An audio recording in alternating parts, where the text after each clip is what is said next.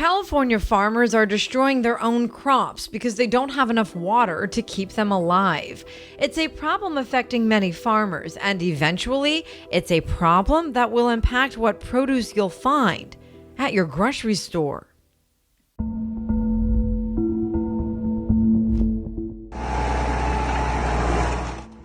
The crop in that video is asparagus, and it's right here behind me right now. It is organic asparagus. The field was 6 years old, and typically asparagus fields here in my part of the country live to 9 and 10 years old. Standing in the very fields he just destroyed, Joe Del Bosque says it was a painful decision to make. It feels terrible. First of all, it is a producing field.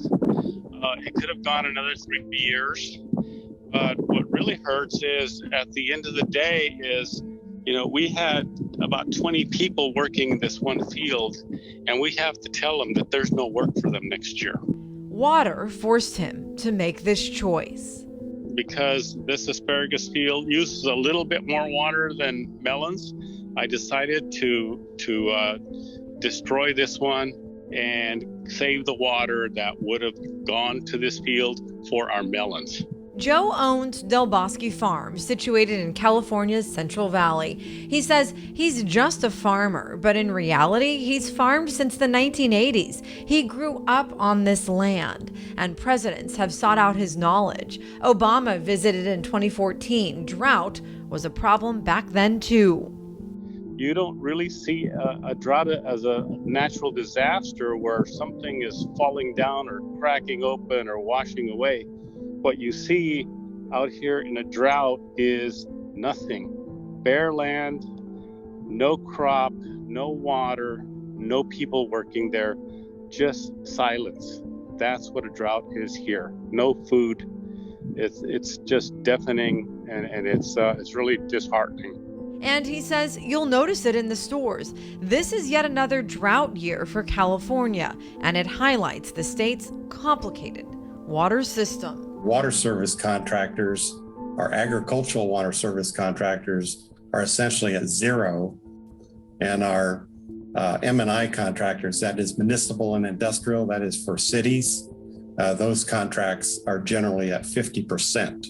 Ernest Conant is the regional director for the Great Basin region of the Bureau of Reclamation.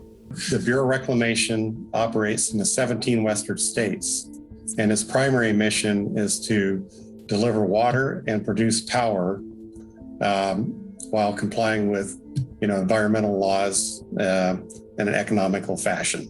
Basically, they decide who gets what amount of water and when.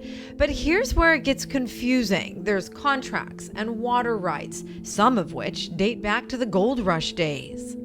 The problem is that in order for the economy to operate, there has to be some certainty of expectations as to what water supply is going to be available. In drought years, he says, they do what they can to help farmers like Joe get water transferred from other places. He says the federal and state government are working on repairing canals and building additional reservoirs, but it's at least 5 to 10 years from happening. Do we have that type of time given the drought? We really have no choice. That's what we have.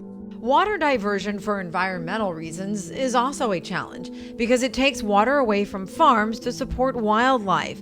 Joe Del Bosque says farms and people will have a huge problem on their hands if water systems and processes are not improved upon, especially as this isn't the first and certainly won't be the last drought.